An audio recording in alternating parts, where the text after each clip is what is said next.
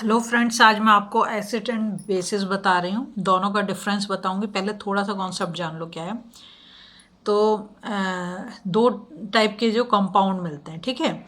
जैसे या तो कोई एसिड होगा या तो बेस होगा। अगर हम बात करें कर्ड की, जो हमारी दही होती है, लेमन जूस, ऑरेंज जूस और विनेगर, ये जो है सार टेस्ट मतलब खट्टे होते हैं, या जो हम टेस्ट करेंगे कैसे होते हैं, खट्टे होते हैं। और जबकि हम दूसरी कुछ चीज़ों को जैसे मेडिसिन देखें तो कैसी होती है, अक्सर हमें कड़वी मिलती है, ठीक है। बेकिंग सोडा को अगर आप कभी टेस्ट करो तो वो भी कड़वा सा लगता है। सोप, ये भी कैसा होता है, सोप को खैर टेस्ट मत करना, पर वो भी कड़वा सा ही होता है, ठीक है।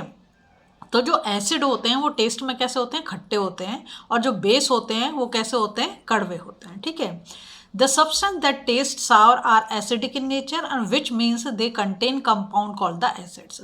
Substance that taste bitter are basic in nature, which means they contain compound called bases. ठीक। अब इन दोनों का डिफरेंस देखो आप। यहाँ पे प्रॉपर्टी लिख दीजिए जैसे टेस्ट, अभी मैंने आपको बताया they are sour to taste. जो एसिड होंगे वो हमेशा खट्टे होंगे। Bases they are bitter to taste, और बेस को जब भी टेस्ट करोगे कैसा होगा, वो हमेशा खट्टा होगा। अब टच करने से क्या लगता है, they produce a burning sensation on touching. जब हम उससे टच करेंगे तो जैसे जलने की सी वो होती है ना, ऐसे लगेगा आपको। और दे आर स्लिपरी और सोपी टू टच, जैसे कि आप साबुन को करते हो तो स्लिपरी होता ही होता है ना। और भी जो बेसिक चीज़ें हैं वो सोपी नजर आएंगे आपको।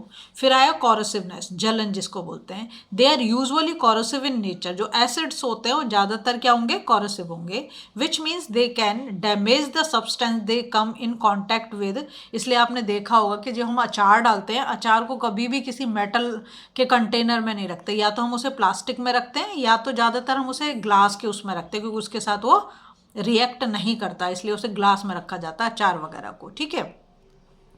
metals, hence they are stored in glass containers. अब आया they are usually corrosive too, ये भी corrosive होते हैं bases, and can damage any substance they come in contact with, hence they are stored in glass और plastic container। तो दोनों के लिए लगभग लगभग सेम ही है, ठीक है।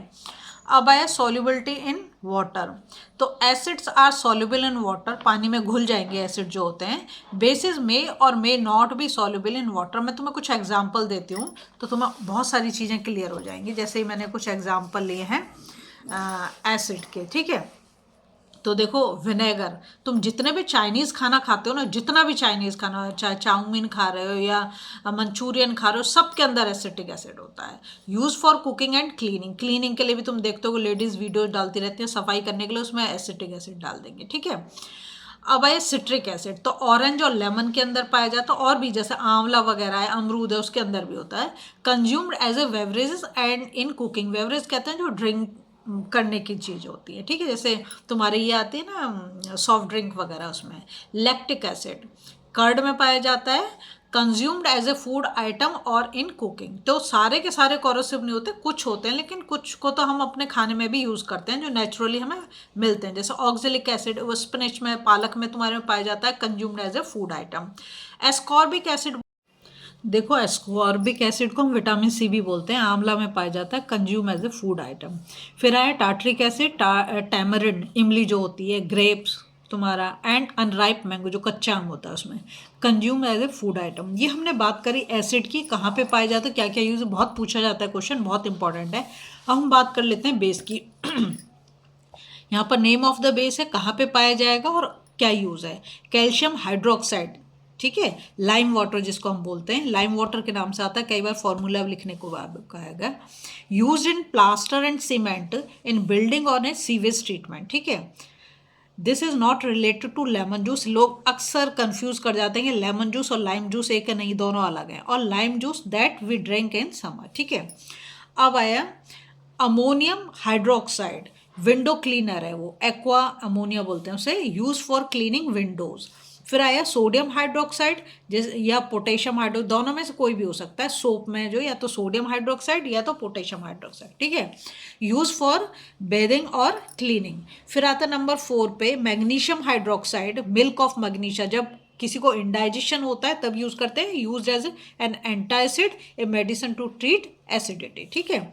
अब आए सोडियम बाइकार्बोनेट, बेकिंग सोडा, हमारे घर में खाने में छोले बना रहे हो, राजमा बना रहे हो, चने बना रहे हो, सब में जाता है। Use for baking, cooking and cleaning silver, ठीक है। अब आया कैल्शियम, कैल्शियम कार्बोनेट, लाइमस्टोन है, यूज फॉर मेकिंग सीमेंट। ध्यान रखोगे कि एसिड और बेस दोनों अलग अलग चीज़ हैं। बेस को कैसे पहचानोगे, उसमें हाइड्रोक्साइड होगा, OH जरूर आएगा, जो भी फॉर्मूला होगा बेस का। और एसिड में जो हाइड्रोजन जरूर मिलेगा, उसमें H जरूर आएगा, ठीक है। अगर आपको वीडियो पसंद आ रही है ना, प्लीज़ लाइक शेयर सब्सक्राइब करना है, फॉलो जरूर।